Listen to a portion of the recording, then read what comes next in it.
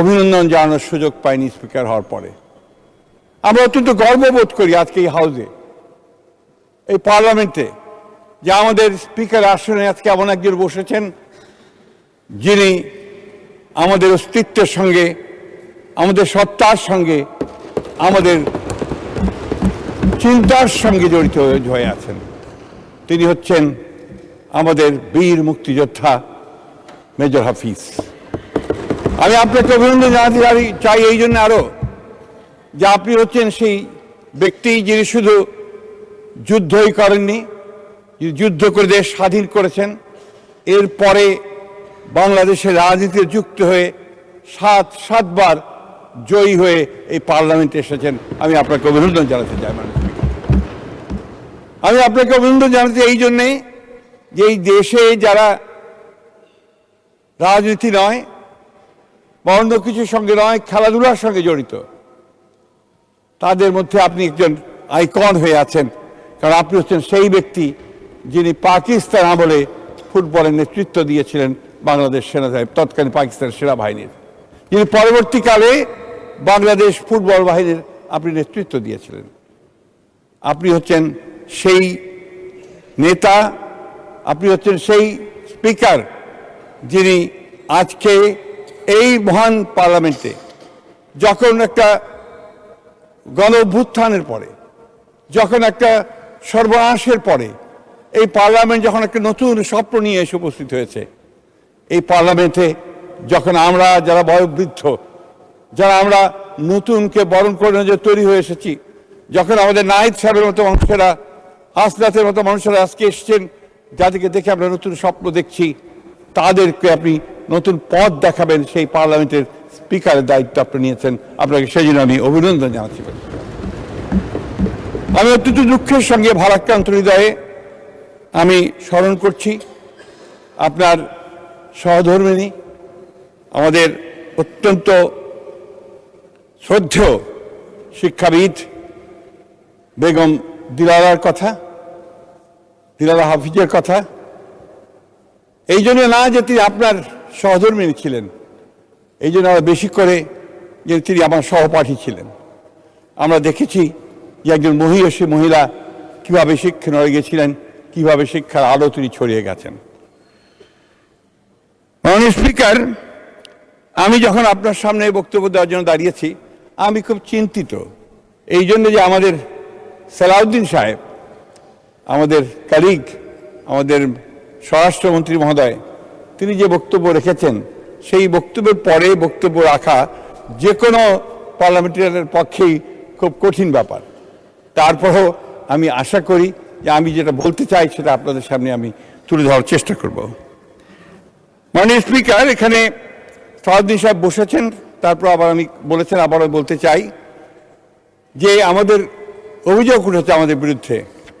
বিশেষ করে আমাদের সম্মানিত বিরোধী দলের এক সদস্য বলেছেন যে আমি সংবিধানকে ধরে রাখার জন্য চেষ্টা করেছি এবং সংবিধান যেন ঠিক থাকে সেই ব্যাপারে আমি বডি ল্যাঙ্গুয়েজ দিয়ে আপনার সেটা প্রমাণ করার চেষ্টা করেছি। হ্যাঁ, করেছি মাননীয় স্পিকার, কারণ এই সংবিধান আমাদের অস্তিত্বের সঙ্গে জড়িত, এই সংবিধান আমাদের আবেগের সঙ্গে জড়িত।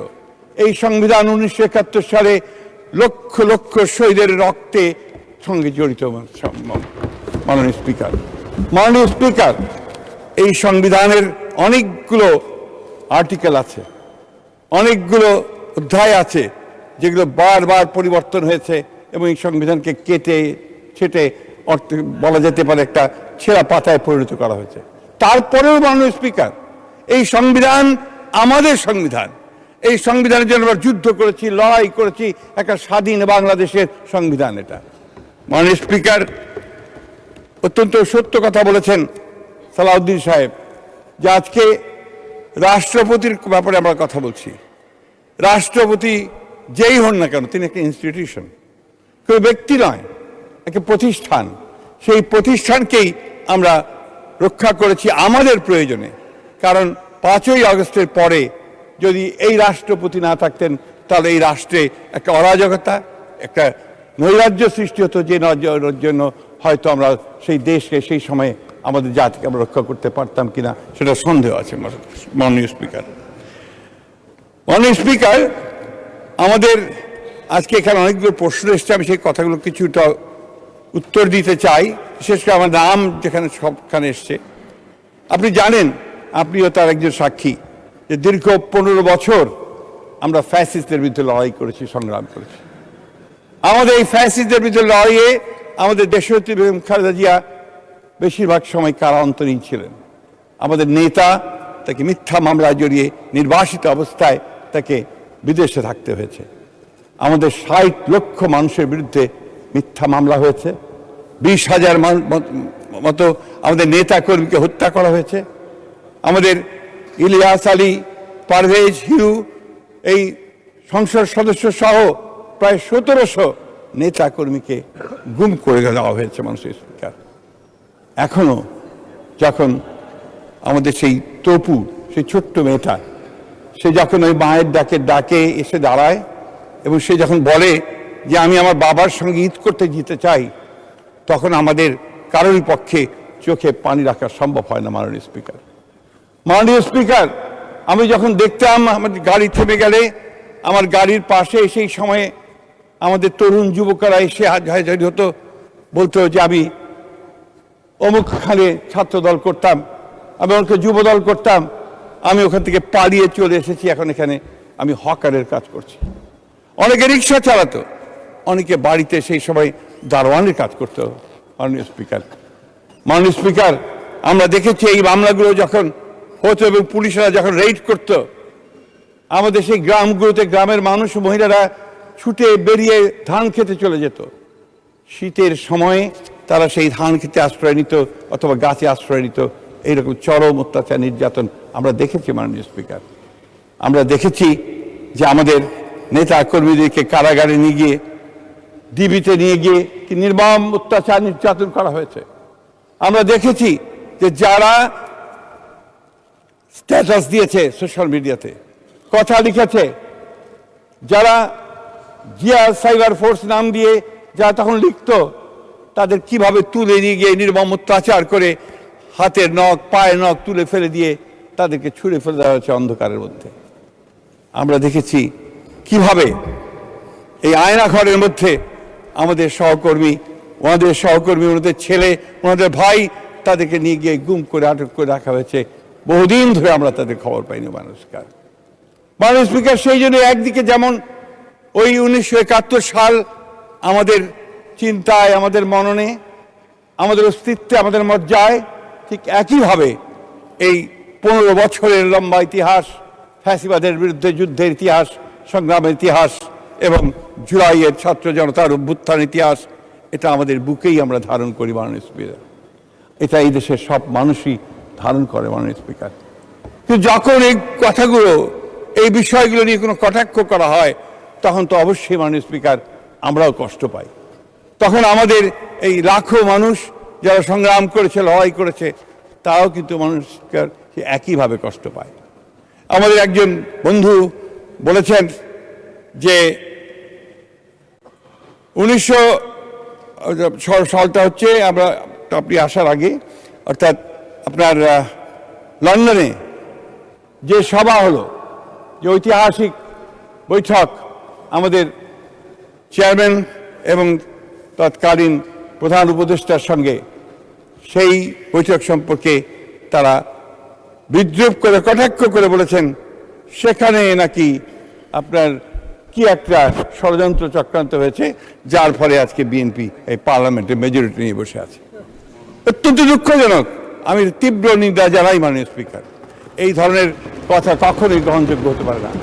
ওই লন্ডন বৈঠক হয়েছিল বলেই মাননীয় স্পিকার আজকে আমরা এখানে সবাই, কারণ ওই লন্ডন বৈঠকেই নির্বাচনের তারিখ ঠিক হয়েছিল। ওই লন্ডনের বৈঠকেই প্রধান উপদেষ্টা রাজি হয়েছিলেন যে দ্রুত ফেব্রুয়ারির মধ্যে এটি নির্বাচন দেবেন। এটাই হচ্ছে বাস্তবতা। মাননীয় স্পিকার, এটাও আমাদেরকে সকলকে স্বীকার করে নিতে হবে। মাননীয় স্পিকার, আমি বয়স্ক মানুষ, আমরা 80-র দশকের, 70 দশকের মানুষ। 70 দশক আমরা দেখেছি। আমরা দীর্ঘ সংগ্রাম করেছি, লড়াই করেছি বাংলাদেশের স্বাধিকারের জন্য। আমরা সংগ্রাম করেছি তৎকালীন পূর্ব পাকিস্তানের বিরুদ্ধে সত্যিকার অর্থে একটা স্বাধীন বাংলাদেশ নির্মাণ করবার জন্য। এটা আমরা করেছি এবং পরবর্তীকালে যখন যুদ্ধ হয়েছে, যুদ্ধ শুরু হওয়ার আগে শহীদ প্রেসিডেন্ট জিয়াউর রহমানের সেই ডাকে যখন মানুষ ঝাঁপিয়ে পড়েছে, তখন সেই যুদ্ধে আমরাও সবাই গিয়ে ঝাঁপিয়ে পড়েছিলাম। মাননীয় স্পিকার সেই ৭১কে নিয়ে যদি কেউ কটাক্ষ করে, সেই ৭১কে কেউ যদি খাটো করার চেষ্টা করে, তখন সেটা আমাদের পক্ষে মেনে নেওয়া খুব কঠিন হয় মাননীয় স্পিকার। সেই জন্যই আমাদের কলিগ সালাউদ্দিন সাহেব যেটা বলেছেন, ৭১ নিয়ে কথা আমাদের বলতেই হবে মাননীয় স্পিকার, কারণ এটা আমাদের অস্তিত্ব, এটা আমাদের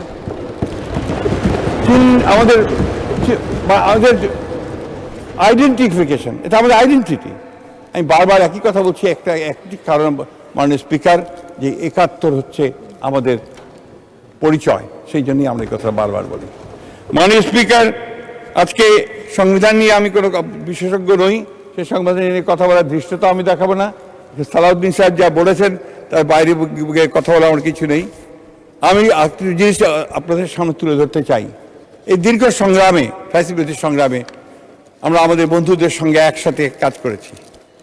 আমি অত্যন্ত কৃতজ্ঞতার সাথে স্মরণ করব যে আমরা সেই সময় যে আন্দোলনগুলো একসাথে করেছি, সেই আন্দোলনগুলোতে আমাদের অনেক নেতা আজকে এখানে আছেন, যাদের সঙ্গে আমরা কাজ করেছি, তাদেরও অনেক ক্ষতি হয়েছে, তাদের অনেকেই চলে গেছেন পৃথিবী ছেড়ে, তাদেরকে হত্যা করা হয়েছে, অনেককে আপনার ক্ষতি করা হয়েছে এবং তাদেরকেও অনেককে দেশ ছেড়ে চলে যেতে হয়েছিল মাননীয় স্পিকার। মানে কি দুর্ভাগ্য আমাদের যে ৫ই আগস্টের পরে ওনারা বলছেন যে আমাদের চেহারা বদলে গেছে। আমাদের চেহারা বদলায়নি মাননীয় স্পিকার, চেহারা হঠাৎ করে তাদের বদলে গেল। হঠাৎ করে মনে হলো যে তারা ক্ষমতায় যাওয়ার জন্য একটা ইঙ্গিত পেয়ে গেছেন এবং ক্ষমতায় যাওয়ার জন্য সব কিছু তৈরি হয়ে গেছে, এবং তখন তারা যে সমস্ত উক্তি এবং যে সমস্ত কথা বলেছেন বিভিন্ন বক্তব্যের মধ্য দিয়ে, এই বক্তব্যগুলো গণতন্ত্রকে সাহায্য করেনি মাননীয় স্পিকার। আজকে যে দূরত্ব, এই দূরত্ব সৃষ্টি হওয়ার সেগুলো একটা কারণ।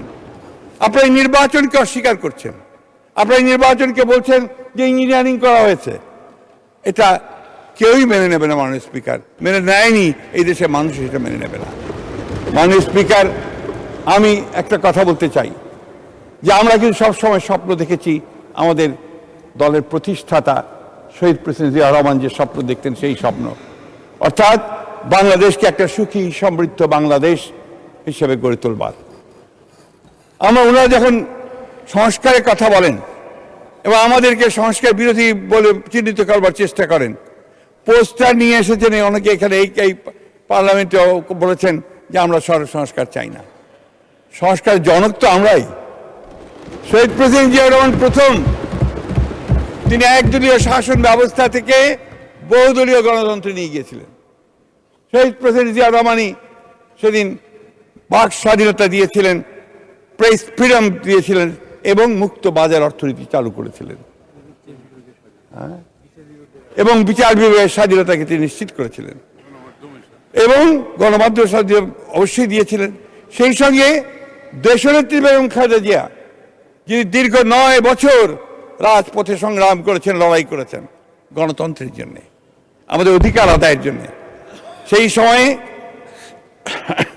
আমাদের বিএনপি সংগঠিত হয়েছে, অন্যান্য রাজনৈতিক দলগুলো সংগঠিত হয়েছে, কিন্তু নেতৃত্ব দিয়েছেন সেই মহিষী মহিলা, যিনি 1971 সালেও যখন তার প্রিয়তম স্বামী তাদেরকে রেখে এই আমার পাশে বসে আছেন আমার নেতা, তখন তিনি শিশু, তার ছোট ভাই, তাদেরকে রেখে তিনি যখন যুদ্ধে চলে গেছেন স্বাধীনতার ঘোষণা করে, তখন তাদেরকে নিয়ে তিনি সেই সময় 2 হাত ধরে তিনি সামনে এগিয়ে গেছেন। সেই সময়ের একটা ঘটনা বলি মাননীয় স্পিকার, যে ওই সময়ে যখন আপনার চলে গেলেন, পাক হানাদার বাহিনী যখন বাঙালি সেনাদের কাছ থেকে অস্ত্র নেওয়ার জন্য ছুটে এসেছিল, কোট খুলে দিতে চাবি চেয়েছিল, তখন একজন হাবিলদার ছুটে এসেছিল দেশনেত্রী বেগম খালেদা জিয়ার কাছে তার বাংলায়, যে আমি এখন কি করব, স্যার তো নেই, এখন এই চাবি আমি দেবো কিনা। তিনি বলেছিলেন, তোমাদের স্যার না আসা পর্যন্ত তুমি এই চাবি কখনই হস্তান্তর করবে না। এবং তখনই সেদিন থেকেই তিনি কিন্তু মাননীয় স্পিকার, আমি তাকে সবসময় বলি যে তিনি ছিলেন প্রথম নারী মুক্তিযোদ্ধা, আর সেই কারণে তিনি ছিলেন নারী মুক্তিযোদ্ধা। এবং পরবর্তীকালে এই দুই শিশুর হাত ধরে তিনি বোরখা পরে স্টিমারে করে তিনি ঢাকাতে এসেছিলেন। তার কিছুদিন পরে তিনি গ্রেফতার হয়ে গিয়েছিলেন। তাকে 16ই ডিসেম্বর পর্যন্ত এই সেনানিবাসে আটক করে রাখা হয়েছিল। মাননীয় স্পিকার, সারাটা জীবন এই মহিলার সংগ্রাম করতে করতে গেছে মানুষ।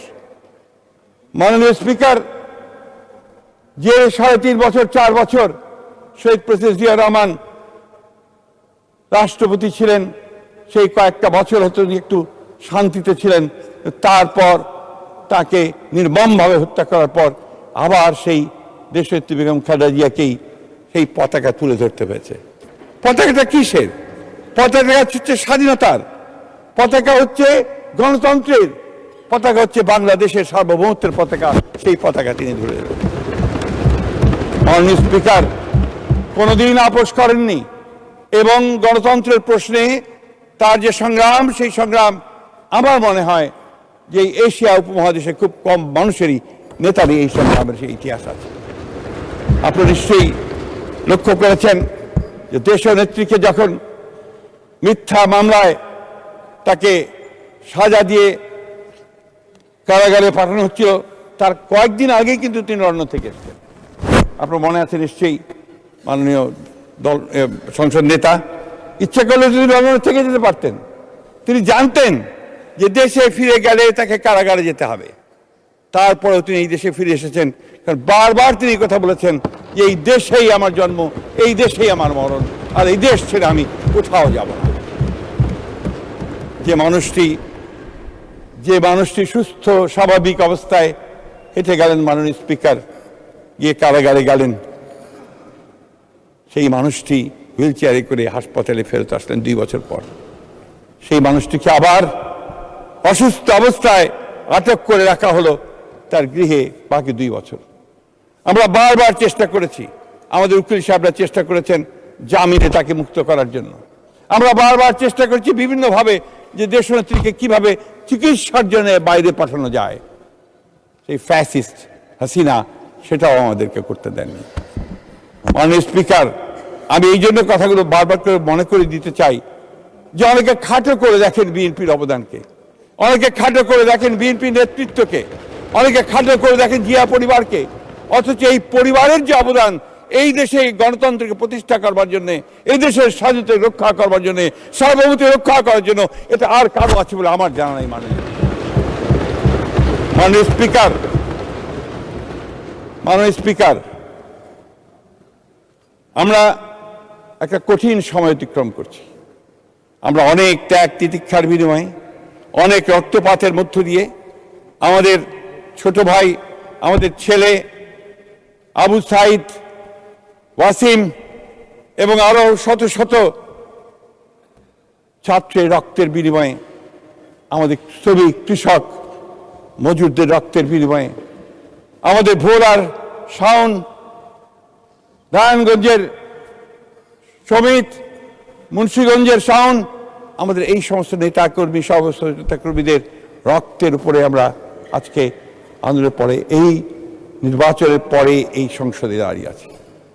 মাননীয় স্পিকার, সমগ্র দেশের মানুষ আমাদের দিকে তাকিয়ে আছে, সমগ্র দেশের মানুষ এই নেতার দিকে তাকিয়ে আছে, যিনি বাংলাদেশে এসে প্রথম যে কথাটা সকলের সামনে বলেছিলেন, আই হ্যাভ এ প্ল্যান, আমার একটা পরিকল্পনা আছে।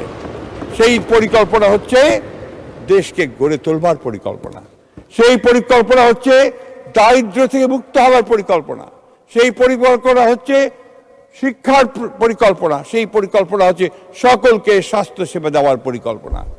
আজকে সেই কাজগুলো তিনি শুরু করেছেন। মাননীয় স্পিকার, এগুলো নিয়েও অনেকে কটাক্ষ করে, প্রশ্ন তোলে যে এত টাকা পাবে কোথায়। আপনারা তো দেখছেন কাজ শুরু হয়ে গেছে এবং উনি বর্ণনাও করেছেন কিভাবে টাকা আসবে, কোত্থেকে যাবে।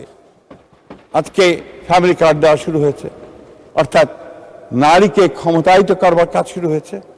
আজকে কৃষকদেরকে কৃষি কার্ড দেওয়া হচ্ছে, তার যে সমস্যাগুলো সেই সমাধান করার চেষ্টা করা হচ্ছে এবং প্রতিদিন 24 ঘন্টার মধ্যে 18 ঘন্টা তিনি কাজ করছেন এই জাতিকে কি করে সামনের দিকে এগিয়ে নিয়ে যাবেন।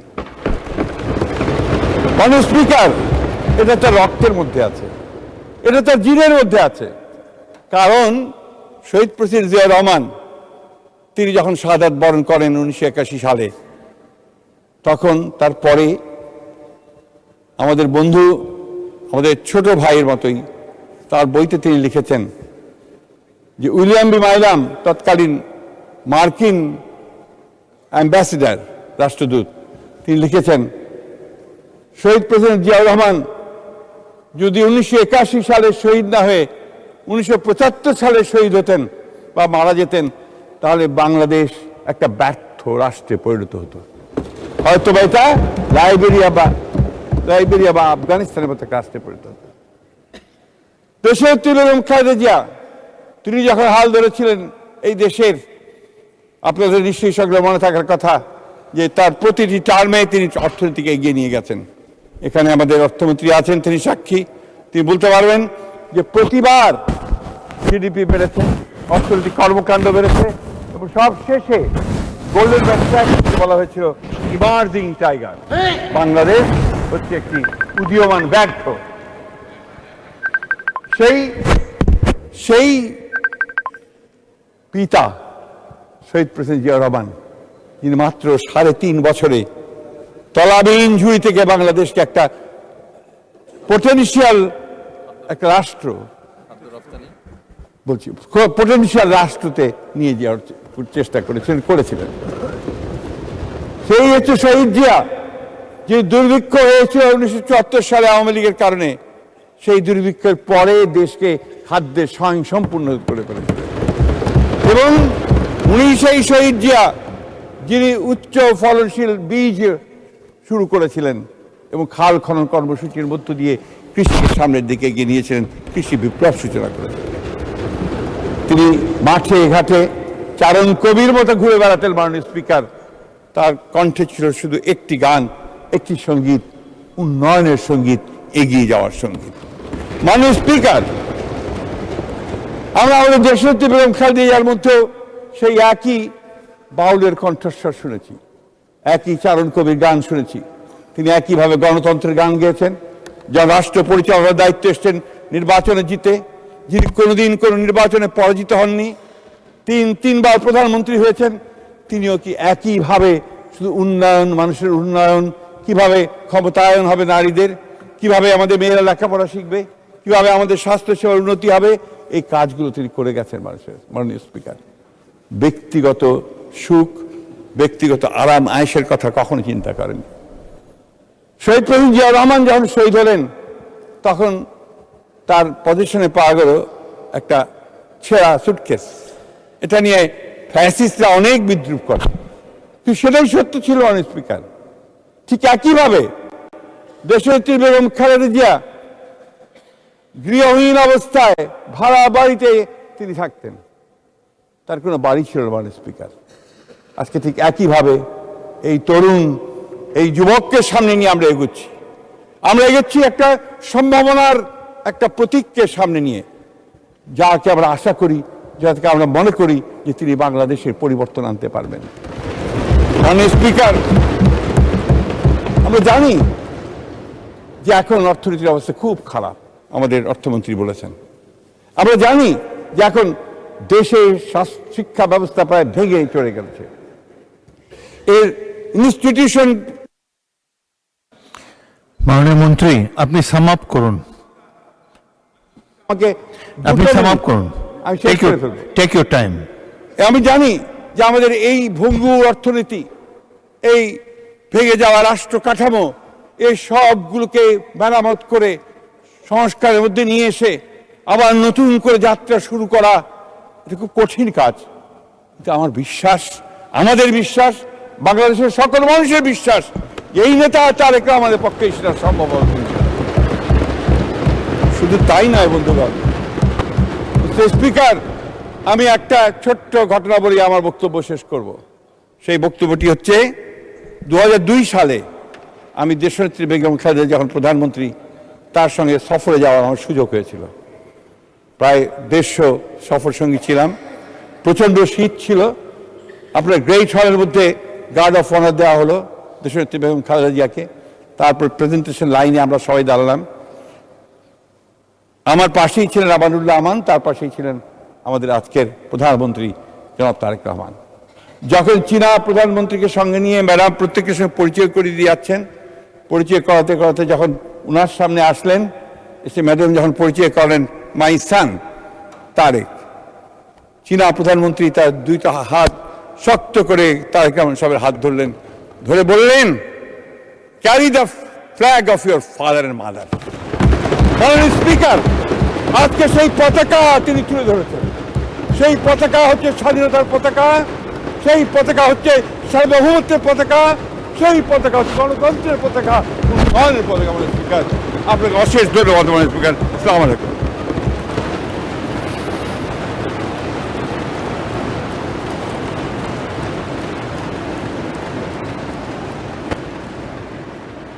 ধন্যবাদ মাননীয় মন্ত্রী।